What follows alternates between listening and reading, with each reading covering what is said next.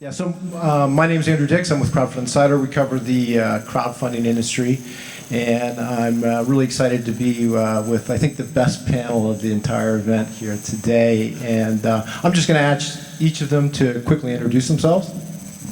Hi, I'm Kate Drain, and I head up the hardware design and technology categories at IndieGoGo, the world's funding platform. Hi, I'm Sunny Vu, CEO and founder of Misfit. Hi, Vijay Chattha, founder of Awareness.io, hardware marketing platform for companies like Coin, Tile, Move, and most recently Skylock and Osmo. Excellent. So I follow the crowdfunding industry all the time, and I think that the hardware portion of crowdfunding is absolutely fascinating. What I've seen occur is you have this compression happening of the cycle from ideation to production to delivery just occurring, where a process that used to take a year or years to occur has now been compressed into months. And that's really cool. It's really fascinating. So we're lucky we have Sunny here, who he had a killer success. He raised over $840,000 in IndieGoGo last year. Now his Misfit Shine is in stores everywhere. How did you do it, Sunny? I mean, did you expect such an overwhelming success? We didn't. We were working on another. This is our third venture now. We were working on another product for a while, which we haven't really talked about too much. We raised a pretty substantial venture round, almost $8 million for that. And then shortly after the raise, about maybe a couple months, we were looking at the fitness tracking market, which was not what we were making a product for.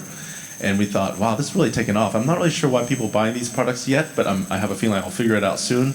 Let's just design something for that. So we came up with the concept for Shine.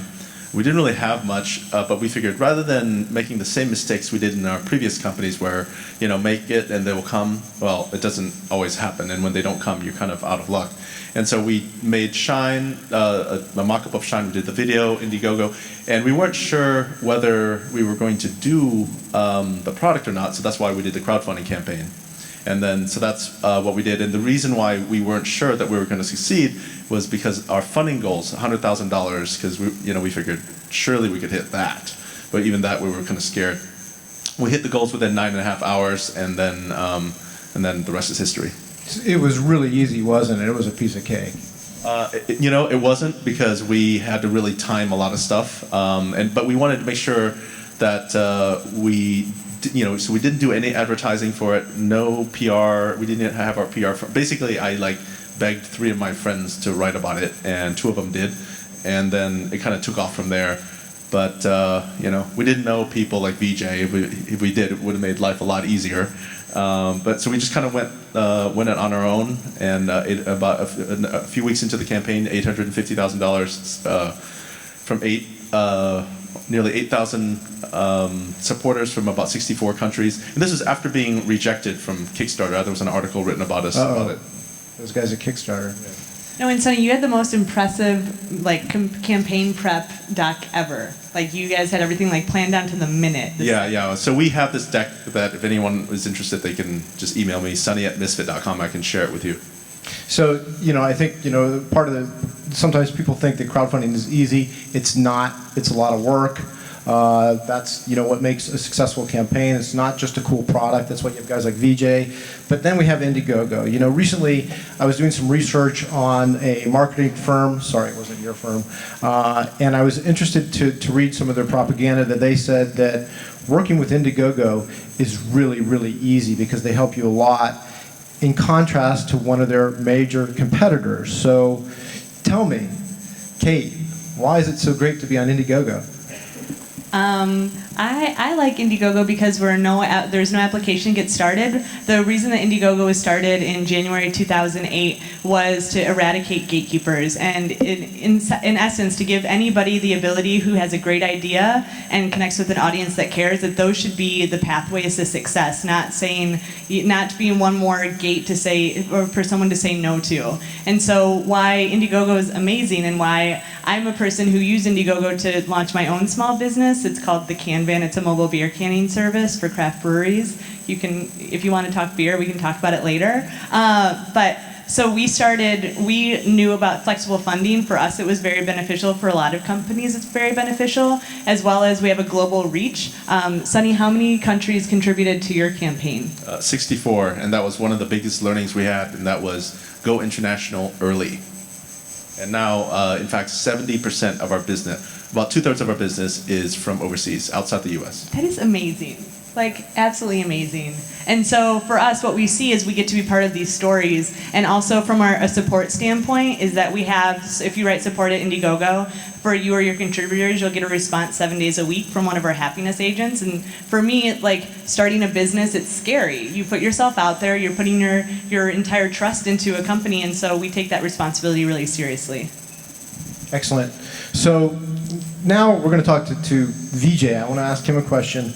And he really has this absolutely unique perspective because he's the master, the wizard behind the screen that organized Tile, Coin, a couple other ones, and I'm sure many more to come. And in writing about these campaigns, I was just amazed as to how successful these campaigns were, and also how successful the PR, was for the campaigns. So, Vijay, you've got a unique perspective. What's your magic? How do you do this?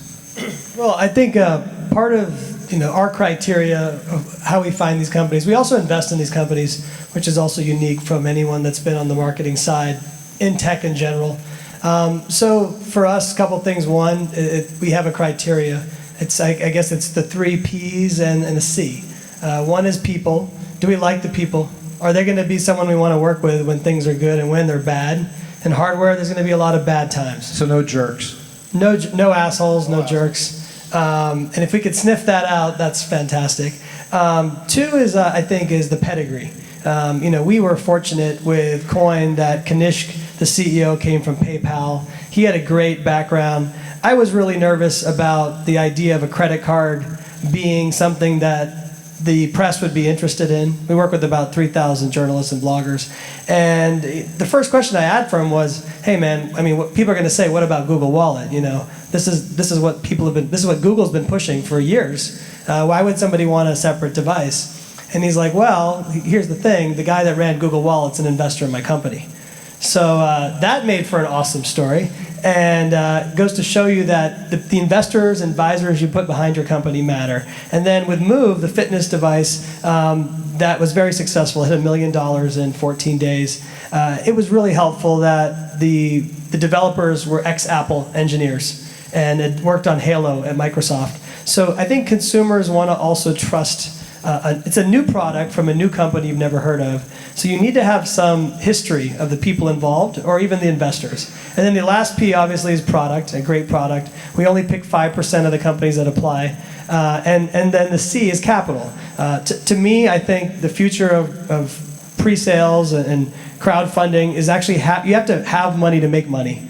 I think these days, you want to make a nice video like Coin did, it's not free. You want to work with firms like us, it's not free. You want to spend money on advertising, you're not going to get a loan from retargeting and Facebook. So it's not free, and you just told me that you take equity in some of these companies. What's the split? So we actually put a check into the company versus getting equity from the company. So we realized that sometimes they don't even know that they need money to make money. But if we believe in enough, we'll give them money to make money. It's almost like cheating, because you're jumping to the head of the line, Well, I think we're taking a risk, right? And so far we've had a good track record, but we don't want to we're not an open platform. We're very selective. We want to make this when we work with 3,000 journalists, they trust you. And if you serve them up anything that either won't ever deliver or has any issues or red flags, then it ruins the credibility of all the other companies we work with. So for us, we would like to work with IndieGoGos and others that are more open. Even you saw Kickstarter today announcing they're trying to be more open. But as a service provider, we actually are very curated and limited, and that's what I think helps. No shitty campaigns.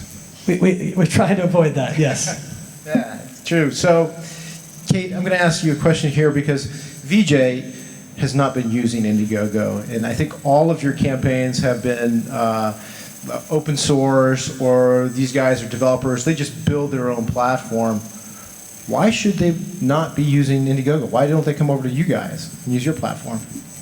Well, Vijay, I mean, I feel like this is a question for Vijay, more for me. But I mean, for us, we just recently released the IndieGoGo Outpost, so that's one way, because we've heard that this is a need, where companies are like, we want to be a real brand, we want to demonstrate and keep our SEO and be able to keep our brand and have your website, so you can have a mirror site on your own website, like on your own URL, as well as have a mirror on IndieGoGo. So you have all the power of promotion of IndieGoGo, but also be able to keep the look and feel of your own site. And so for us, we see it as the best of both worlds in the way that the industry is heading. Yeah, and I think the reason why some of these companies had not worked with a platform like IndieGoGo or Kickstarter in the past, for them, many of them wanted to create their own experience, their own website, and not be put into the bucket of maybe just this is sort of a project to see what happens. In Sonny's case, he said he literally was trying to figure out if he had a business. In some of our clients' case, they've already raised money. They have to make it a business. Yeah, but Sony had $8 million up front, which you raised on MedStarter, right? Yeah, so we raised $8 million on for another product, and this was like the Skunksworks project, the Shine, to see if we actually should make Shine product number 2, and product number 2 ended up being product number 1. And we just actually have been sitting on Project Mars, this internal project. We'll launch it next year sometime. But it was more a consumer test thing, and it turned out to be really good because it forced Misfit to grow up. We had to get supply chain in place, we get customer service in place, and all that stuff. And we knew we could make the product because we've done a lot of hardware in the past. We just didn't know if people wanted to buy it. Yeah. And that was, so our IndieGoGo campaign was effectively a big consumer testing campaign. And I quote you a lot to talk about getting smarter faster. I'm like, man, that's good. So I give you a lot of credit for that. So one thing that I think is really interesting is that where maybe some of our campaigns get a huge explosion at the start, and then they can use other forms of marketing, the beauty of IndieGoGo, and that's why we're talking about ways to work together, is that at the end of a campaign, I feel like there can be a lot more revenue generated because consumers see the campaign on the site all the way through to the end, especially if it's popular. With our clients, we have to drive them back there to that site ongoing, and that's actually difficult. So where we may have a spike here, I feel like IndieGoGo can also provide that, but also has this long tail to catch people towards the end of a campaign. So I think the prediction is in the next 6 months, there's going to be a middle ground of these types of offerings, and you guys are already I think you guys are innovating faster than anyone else, so I feel like we're going to find some of those areas to work together. Excellent. So let me ask you this. Doing hardware is really, really difficult. I mean, everybody can come in and have a great idea, but actually, getting the thing into production and shipping it to Taiwan, China, wherever, to actually manufacture these products and then deliver it, that's really, really difficult. And you guys all have kind of a unique perspective on this. Vijay, talk about what's going on with Highway 1, PCH, what you're involved with there, because I think it's really cool. Yeah, so I know Kate is as well. I think as we start picking companies and as entrepreneurs in the room, first of all, show of hands, how many of you guys are working on a hardware startup? Okay, so about 40, 50%. I think what you're starting to realize is that there are players that can fit every part of the chain, right? Maybe it's what are the APIs and software to start designing things like GrabCAD, all the way to like physical distribution down the road into like thousands of stores in Africa, right? This is like the entire chain, and you're starting to see people fill in each position. So I came across PCH through Sandwich Video, who made the coin video, and they recommended a company in there, and then I learned all about them. I met Liam. Fascinating company. It's almost like the Amazon Web Services of hardware. They've created an incubator. They've got three classes. I think they're in their third, or maybe their second. We're finding great companies there, but you're trying to de-risk everything in the process, right, yeah. Whether it's marketing or it's design or it's delivery of the product. And I think they're playing in that market, and they're trying to get in early now with entrepreneurs. They have an awesome facility in Potrero Hill. I'd recommend anybody to go over, check it out, go to a demo day or go volunteer if you really want to see what's happening. But I'd say personally, walking into that space, seeing those entrepreneurs, I haven't been that excited about technology since the beginning of mobile apps. So it's inspiring to me, and I know to our team. Excellent. So, IndieGoGo, are you guys going to do the same? Are you going to get into that, supply chain and delivery type world? So right now we have a lot of partnerships. Like Vijay mentioned, we have one with Highway 1 as well as Hacks Asia, which is here. And so we're continuing to develop those types of partnerships. And we're always open to market feedback. For me, what I am setting out to do is how to educate and empower hardware entrepreneurs the best. And so we're always constantly taking in feedback for what will best serve our customers and our community. Excellent. Now, Sonny, you had like an operational background. You'd done this before. You got it. You knew how to get things produced and deliver. So that wasn't really a big challenge. Well, I'm sure it was a challenge, but it wasn't your major one. You told me something the other day I thought was kind of interesting that was your big challenge as part of the crowdfunding campaign. What was that? So making hardware being hard, yeah, I guess it's hard only to the extent that there's just a lot to do. It's not like you bang on an app. There's like if you're just making an app, you've got 3 or 4 job descriptions on your jobs page, right? Yeah. For a hardware company, you've got probably 10 or 12, right? Because you got software, firmware, hardware, manufacturing, supply, and retail sales and stuff like that.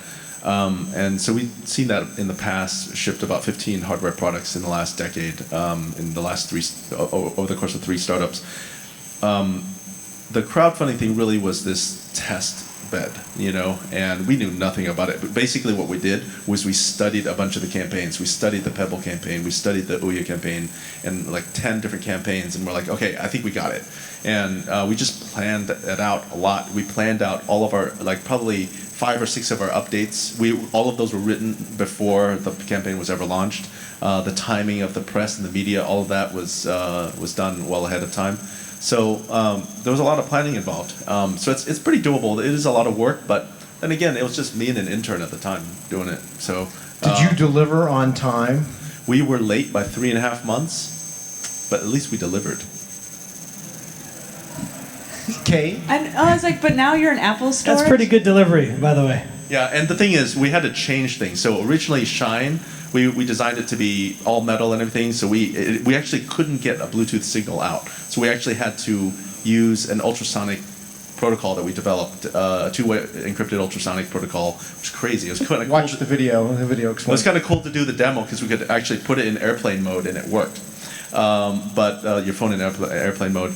And then it just turned out we couldn't do firmware upgrades, so we actually had to switch over to Bluetooth. And so in mid-course, we had to completely redo our board. And that's why it took 3.5 months extra. But it didn't take like 12 months extra or something. No, it is crazy hearing the stories of why people deliver late and what, for me, and I think that's why crowdfunding is so popular, because you get to somewhat lift the curtain behind the stories of your favorite products. I talked with one person who he was like really committed to delivering on time, and they delivered 2 months late because there was a fight that broke out in the factory where they were manufacturing, and so everyone got fired.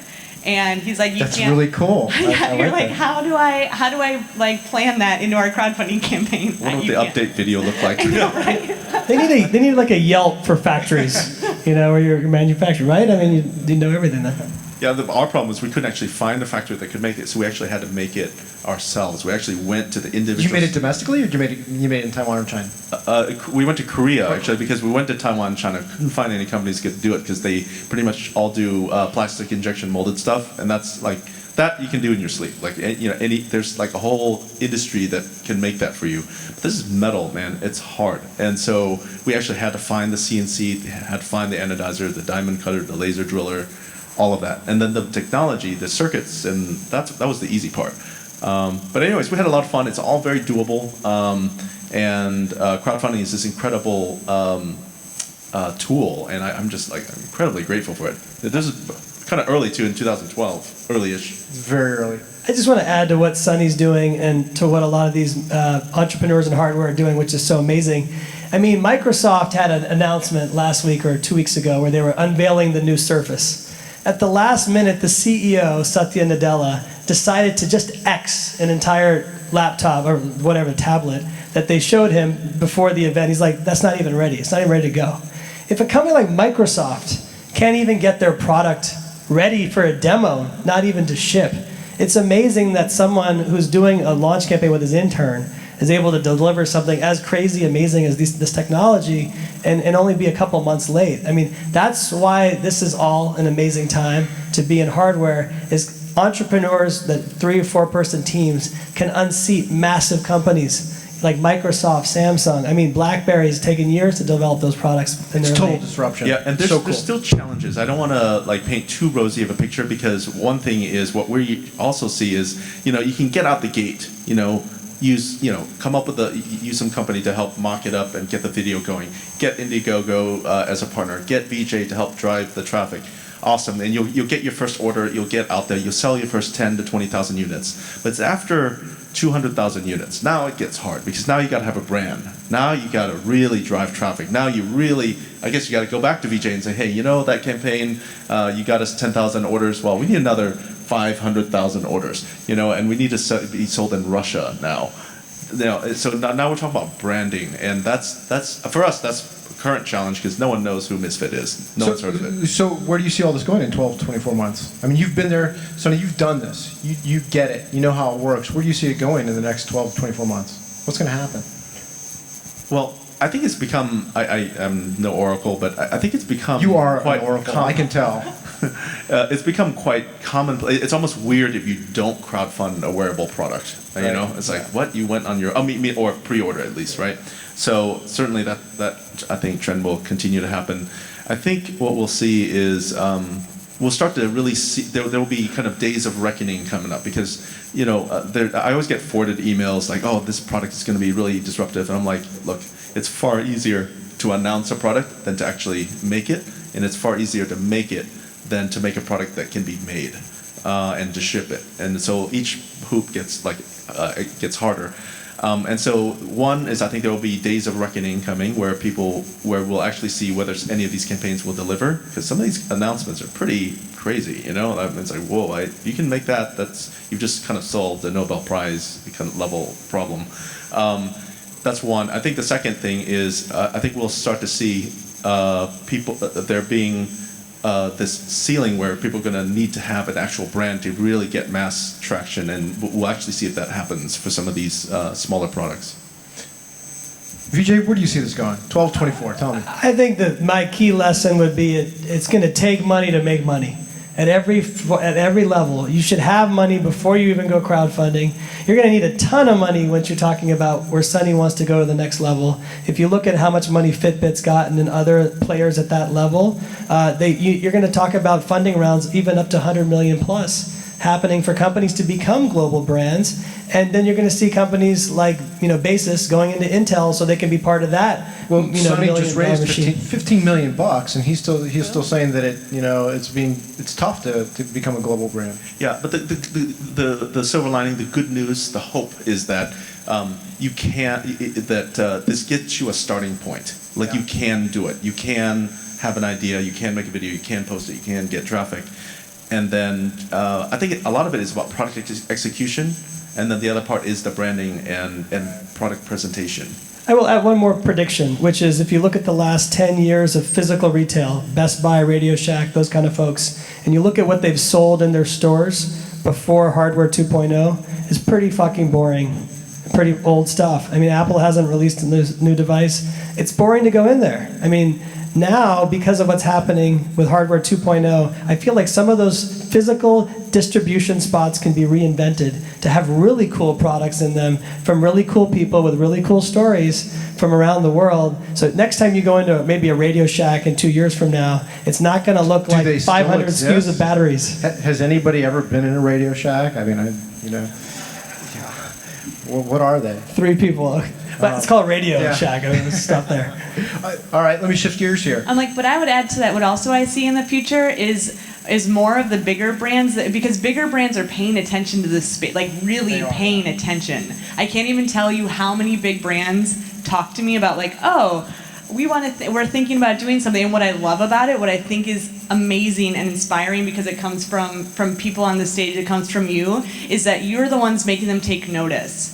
It's not that it's this bottom up. as opposed to top down. They're like, oh, this crowdfunding thing seems really popular. We should, so now they're getting smarter faster. They're using that methodology. They're making products that people actually want, that they're getting market feedback on. We had a company called Marvell. It's a $5 billion semiconductor company that just launched Canoma Create using our platform, and they did it because of R&D, wanting to directly connect with their audience, as well as wanting to get market feedback and to create evangelists. And so I see more of this happening, and again, why it's amazing is it's because of people like you who prove that this is viable and that there's a real need to bring people what they want as opposed to what they say that you need. Just as evidence of that, we did this because of this whole IndieGoGo thing. Coca-Cola heard about us, and we did this weird but awesome partnership with Coca-Cola, and it's been an exchange of love. We made a red shine for them. They got us into the Olympics. We're the Olympics, the activity tracker for the Sochi Olympics. We got them into the Apple Store. They got us into the World Cup, and it's been pretty cool. So very quickly, it's not a secret that IndieGoGo is checking out equity crowdfunding, and they've tipped their hat. They may go down that path. How's that going to change everything, Kate? So I feel like equity crowdfunding, just to give an update, for the SEC is still Title III. They're still determining what that's going to look like. And so for us, we're keeping a very close eye on this space. We were there when the Jobs Act was signed. I feel like the hand-in-hand of equity and perk-based is going to be a very interesting play. Yeah, I agree. Okay, we got one last thing here. I think, Sonny, you have a special offer with some help from Vijay here. Yeah, absolutely. So idea was from Vijay, but we were thinking, what's more fun than talking about wearables than to have one. So we actually brought a couple of shines with us. We're going to give it out. Did we leave it in the back? Them. Oh, yeah. Okay, well, you pick it up at the IndieGoGo booth. I think there's a booth upstairs. And so just tweet something funny, whatever, just mention at Misfit, pound Glazed Con. Glazed Con. And Glazed Con at Misfit Wearables? Or Misfit? Just at Misfit. And top number of retweets, top two tweets with the most number of retweets will get the shine. I feel like Ina's going to win this hands down if she gets involved. Yeah. All right. So here's your chance to get a free Misfit shine. And I think that's Pick it up at the IndieGoGo booth. Yeah. So thank you, everybody, and thank you all. I appreciate it.